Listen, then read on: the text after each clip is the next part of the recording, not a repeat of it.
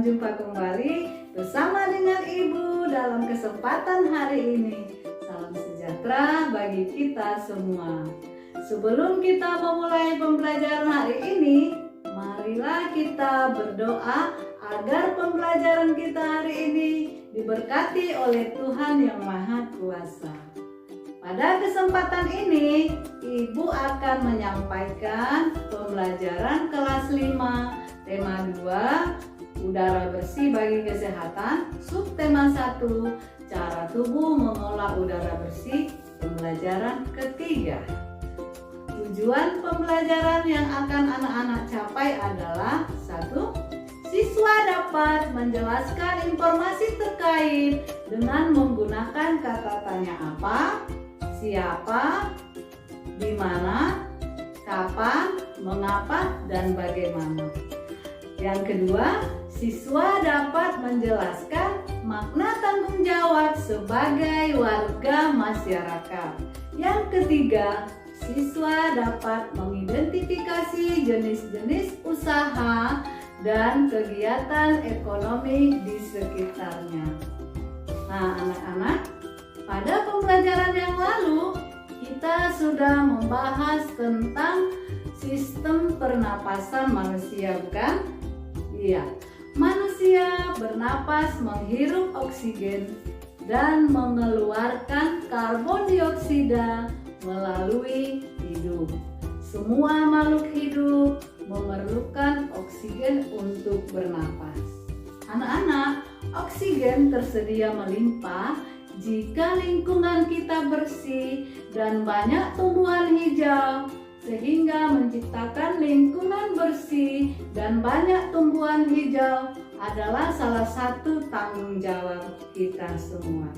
Agar lebih paham lagi, mari kita membaca teks bacaan berikut ini. Hari menanam pohon. Indonesia dikatakan sebagai paru-paru dunia. Sebutan itu disematkan karena di Indonesia terdapat hutan yang sangat luas. Daun-daun di hutan mengeluarkan oksigen berlimpah. Oksigen merupakan unsur penting bagi kehidupan. Namun sayangnya, hutan kita semakin berkurang akibat kebakaran atau penebangan pohon di hutan secara liar. Oleh karena itu, pemerintah bersama rakyat berusaha mengurangi kerusakan hutan. Salah satu upaya yang dilakukan yaitu menanam kembali pohon di lingkungan. Tanggal 28 November diperingati sebagai Hari Menanam Pohon.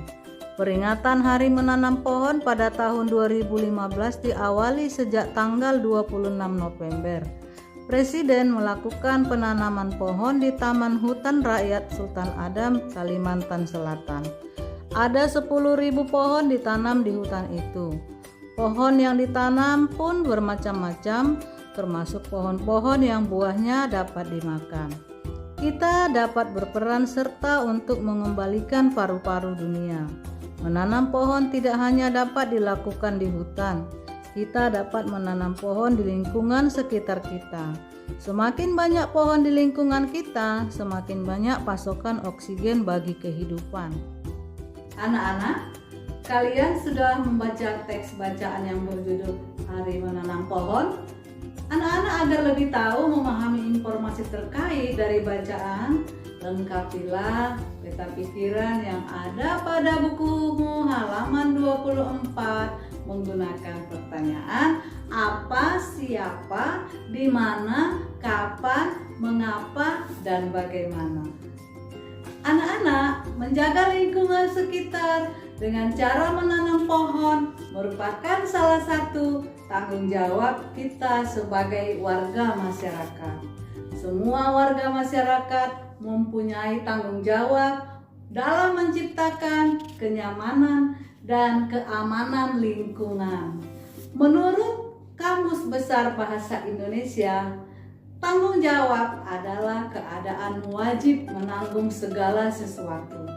Ada 5 jenis tanggung jawab setiap individu. 1. Tanggung jawab terhadap diri sendiri. Contohnya, menjaga diri sendiri dari bahaya. 2. Tanggung jawab terhadap keluarga. Contohnya, menjaga nama baik keluarga. 3. Tanggung jawab terhadap masyarakat. Contohnya, menjaga kebersihan lingkungan atau ikut dalam rangka gotong royong dalam masyarakat. 4. Tanggung jawab terhadap bangsa dan negara. Contohnya, cinta tanah air. 5. adalah tanggung jawab terhadap Tuhan Yang Maha Esa. Contohnya, beribadah sesuai dengan agama yang dianutnya. Anak-anak, menurut Kamus Besar Bahasa Indonesia, masyarakat adalah sejumlah manusia dalam arti yang seluas-luasnya dan terikat dalam satu kebudayaan yang mereka anggap sama. Hidup bersama dengan masyarakat adalah hidup bersama dengan orang lain. Hidup bersama dalam masyarakat sangat penting karena Tuhan menciptakan manusia untuk saling melengkapi, saling membantu, dan saling menyayangi. Setiap manusia tidak dapat hidup sendiri tanpa bantuan orang lain. Dalam hal ini, manusia itu disebut makhluk sosial, yang artinya manusia tidak dapat hidup tanpa bantuan orang lain. Kamu akan bahagia jika kamu menjalin hubungan dengan orang lain dalam masyarakat. Tahukah anak-anak, selain sumber oksigen, pohon juga memiliki manfaat lain. Misalnya, kerajinan dari batang pohon. Namun ketika kita hendak membuat kerajinan dari pohon, kita tidak boleh menebang pohon dengan sembarangan. Pohon-pohon yang akan digunakan untuk industri harus diambil dari hutan tanaman industri atau disebut hutan tanaman industri. Pemerintah memberi hak pengelolaan HTI kepada para pengusaha. Pengusaha harus mematuhi aturan yang sudah ditetapkan, misalnya melakukan tebang pilih pada pohon dan melakukan penanaman kembali pada pohon apabila pohon itu ditebang, atau disebut namanya reboisasi. Selain kerajinan dari batang pohon, ada berbagai jenis usaha ekonomi di masyarakat Indonesia. Kondisi geografis Indonesia beragam, ada wilayah daratan dan ada wilayah perairan. Kondisi geografis yang beragam menyebabkan beragam pula jenis kegiatan ekonomi masyarakat. Keragaman ini disesuaikan dengan kondisi alam atau geografi suatu wilayah. Kegiatan ekonomi tersebut bertujuan untuk memenuhi kebutuhan hidup masyarakat agar tercipta kehidupan yang nyaman. Setiap penduduk menghargai jenis-jenis pekerjaan atau kegiatan ekonomi penduduk lainnya. Apa saja jenis kegiatan ekonomi masyarakat di Indonesia? Sebelumnya, kita bahas terlebih dahulu apa itu kegiatan ekonomi. Kegiatan ekonomi adalah semua kegiatan yang dilakukan manusia untuk memenuhi kebutuhan hidupnya. Semua kegiatan ekonomi memanfaatkan sumber daya alam. Sebagai negara kepulauan Indonesia, dikaruniai sumber daya alam yang melimpah. Karunia ini sudah sepantasnya kita syukuri. Memanfaatkan sumber daya alam yang ada, pemanfaatan sumber daya alam tersebut dapat dilihat dalam berbagai bidang usaha seperti 1. Agraris. Indonesia dikenal sebagai negara agraris karena banyak penduduk bermata pencaharian sebagai petani. Hasil pertanian dan perkebunan antara lain padi, jagung, ubi, kedelai, sayur mayur, dan buah-buahan.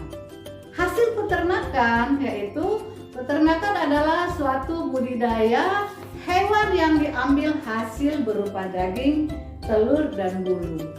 Nah, yang ketiga, perikanan. Usaha perikanan dibedakan menjadi perikanan sungai dan laut.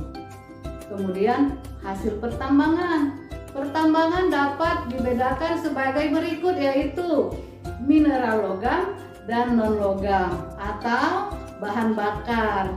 Kemudian yang kelima, hasil hutan.